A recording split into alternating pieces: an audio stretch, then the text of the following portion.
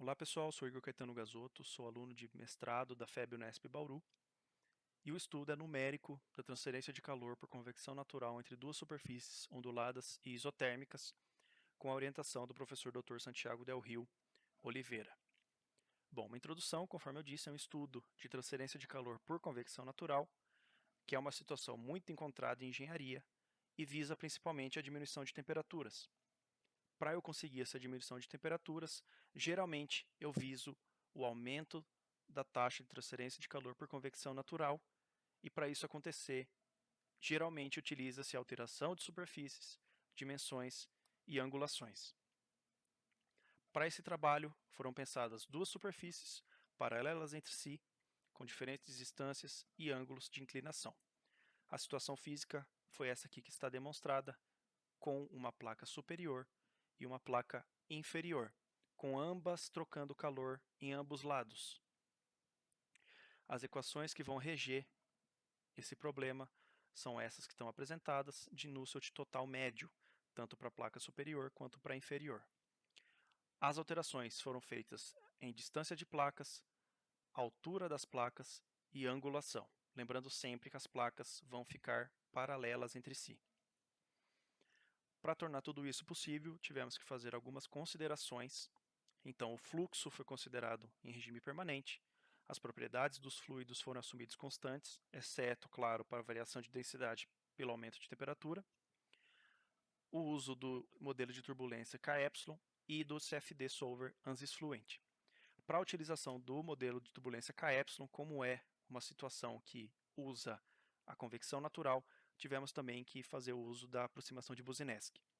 As temperaturas assumidas foram de 310 Kelvin para a temperatura de superfície e 290 Kelvin para a temperatura ambiente.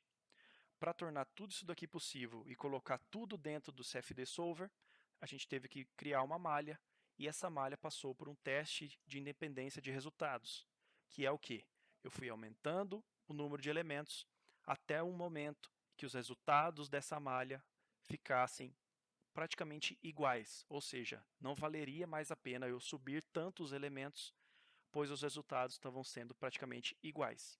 Os resultados que eu digo de Nusselt total médio, como mostra aqui.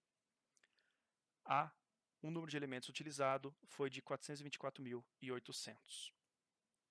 Aqui está um esquema da malha final utilizada, com largura total de 3 metros e altura composta pela distância das placas, altura das placas, 2 metros acima da superfície superior até o final do ambiente e 1 metro da superfície inferior até o final do ambiente, como é demonstrado.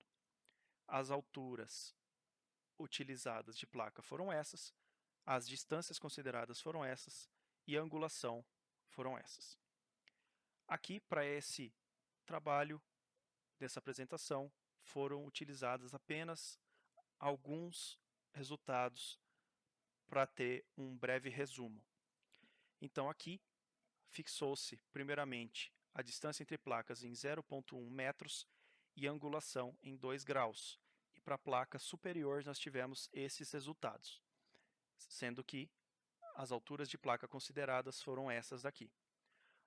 Pode-se ver já que o aumento do número de Rayleigh provocou também o aumento do número de Nusselt, conforme é esperado, e que a altura de 0,13158 foi a que apresentou maiores valores de Nusselt total médio, sendo considerado qualquer aqui número de Rayleigh.